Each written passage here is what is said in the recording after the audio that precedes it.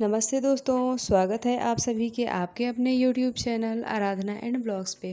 दोस्तों, आज की वीडियो में हम बात करेंगे कि सावन के महीने में अगर कोई भी व्रत छूट गया है तो क्या हमें दोबारा से व्रत शुरू कर लेना चाहिए या फिर नहीं करना चाहिए। अगला है कि पीरियड में है और रविवार के दिन क्या हमें बाल धोना चाहिए, क्योंकि रविवार के दिन जो है पूर्णिमा तिथि लग रही है, तो क्या ऐसे में हमें जो है बाल धो के स्नान कर लेना चाहिए या फिर नहीं करना चाहिए, या फिर सोमवार को सावन के पहले सोमवार के दिन हमें बाल धो के स्नान करना चाहिए कि क्या कुछ करना चाहिए, क्या नहीं करना चाहिए। तो चलिए दोस्तों, बिना देरी किए वीडियो को देख लेते हैं और जान लेते हैं सारी बातों को।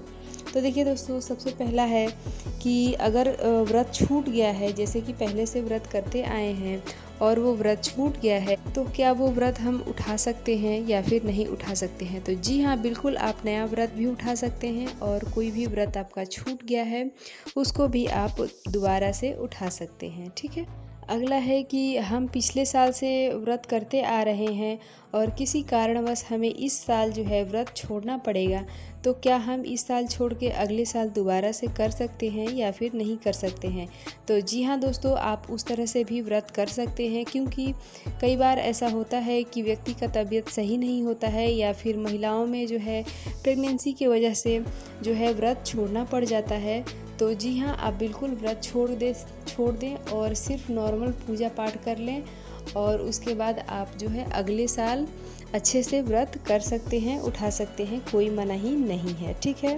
अगला है कि क्या इस सावन हम शिवलिंग ले सकते हैं या फिर नहीं ले सकते हैं अपने घर में। तो देखिए दोस्तों, आप चाहें तो ले भी सकते हैं, वो टोटल आपकी इच्छा है। लेकिन दोस्तों, शिवलिंग या फिर कोई भी विग्रह भगवान का रखने से पहले हमें थोड़ी सी आगे का सोचना चाहिए। आगे का मतलब है कि जैसे कि हम पूरे सावन ही बस नहीं रखेंगे मूर्ति, मतलब शिवलिंग को हम जो है पूरे जीवन भर के लिए लेते हैं और जो है उसका पूरा जीवन भर उसका हम अच्छे से पूजा पाठ आराधना हमें करना है। ऐसा नहीं कि हम सिर्फ सावन के महीने के लिए करेंगे और जो है बाकी के दिनों में हम उनको ऐसे ही छोड़ देंगे। अगर कोई व्यक्ति ऐसा करता है तो उसको उसका दोष लगता है, ठीक है। तो इसलिए जो है शिवलिंग लेने का अर्थ यही होता है कि हमें उसका घर में पूरे विधि विधान से पूजा, हर दिन पूजा करना, सावन हो तो भी, सावन ना हो तो भी, और पूजा आराधना करना ज़रूरी हो जाता है, क्योंकि घर में अगर हम रखे हैं तो वो हमारी जिम्मेदारी बनती है, ठीक है। तो इसलिए आप जो है किसी भी मूर्ति विग्रह को लेने से पहले आप ज़रूर इस बात पे ध्यान दें कि हम क्या आगे तक उनकी उसी तरह से सेवा करेंगे या फिर नहीं कर सकते हैं, ठीक है। और अगर आप कर सकते हैं तो जी हाँ, आप बिल्कुल ले सकते हैं शिवलिंग। और अगर आप नहीं कर सकते हैं, जैसे कि आने वाले समय में आपसे नहीं होगा, तो आप जो है फ़ोटो पे भी पूजा कर सकते हैं, या फिर आपके घर के आसपास जो है कोई मंदिर है, शिव जी का मंदिर है, तो आप वहाँ भी जाके पूजा आराधना कर सकते हैं।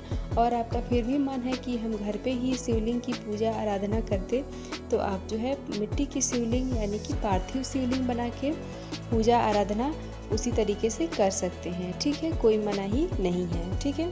अगला है कि पूरे एक महीने का, बहुत सारे लोग जो हैं पूरे एक महीने का व्रत रखते हैं, तो क्या हम एक महीने का कैसे व्रत रखेंगे। तो देखिए दोस्तों, एक महीने का व्रत जो है आप पूरे दिन फलाहार करें और एक समय जो है आप मीठा भोजन जो है कर सकते हैं।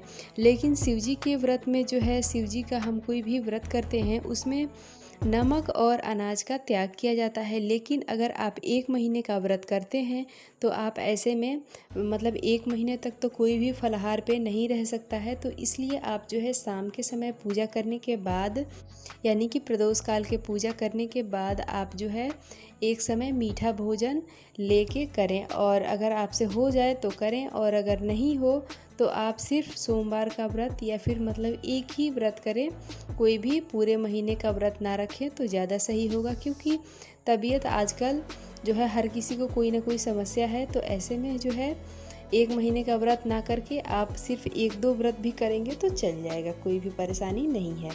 अगला है कि क्या हमें शिवलिंग पे अभिषेक करने के बाद ही जल ग्रहण करना चाहिए, क्या उसके पहले हम कुछ भी अपने मुख में नहीं डाल सकते हैं। तो देखिए दोस्तों, विधान तो यही है कि पहले हम भगवान भोलेनाथ को स्नान कराएं और अभिषेक करें, उसके बाद ही हम अपने मुंह में कुछ ग्रहण करें। लेकिन आजकल जो है अधिकतर लोगों को समस्या है और उनको बहुत सारे लोगों को जो है इस बात का आदत होता है कि सुबह सुबह पानी पीने का। और बहुत सारे लोगों का ऐसी मतलब समस्या हो गई है, परिस्थिति ऐसी हो गई है कि शरीर साथ नहीं देता है और कुछ दवाइयाँ जो है बासी मुंह लेनी पड़ती है, यानी कि खाली पेट बासी मुंह लेनी पड़ती, उठने के तुरंत बाद जो है दवा लेना पड़ता है। तो ऐसे में आप जो है दवा ले सकते हैं, लेकिन कोशिश करें कि चाय वगैरह ना पिएं, ठीक है। तो आप इस समय में जो है दवा ले सकते हैं, लेकिन अगर आपका शरीर स्वस्थ है तो आप कोशिश करें कि सबसे पहले भगवान भोलेनाथ की अभिषेक करें, उसके बाद ही आप अपने मुख में कुछ भी ग्रहण करें, ठीक है। अब दोस्तों अगला और महत्वपूर्ण सवाल ये है कि अगर पीरियड चल रहा है और जो है रविवार का दिन है, क्योंकि रविवार और मंगलवार के दिन जो है बाल धोया जाता है पीरियड का, और रविवार को जो है पूर्णिमा तिथि है और सोमवार को जो है सावन का पहला दिन है। तो ऐसे में हम बाल कैसे धोएंगे? तो जी हाँ दोस्तों, ऐसा तो संजोग बन रहा है।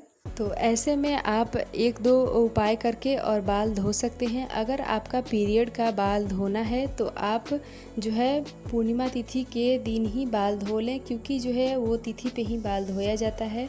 और ऐसे सिचुएशन है कि अगर हम पूर्णिमा तिथि के दिन बाल नहीं धोएंगे, मतलब अगर जिसका पीरियड है वो पूर्णिमा तिथि के दिन बाल नहीं धोएगा, तो उसको फिर आगे का मतलब पहला दिन जो है वो छूट जाएगा सावन का, ठीक है। तो ऐसे में आप जो है माथे में हल्दी लगा के और बाल को धो ले, पीरियड का बाल हो तो भी।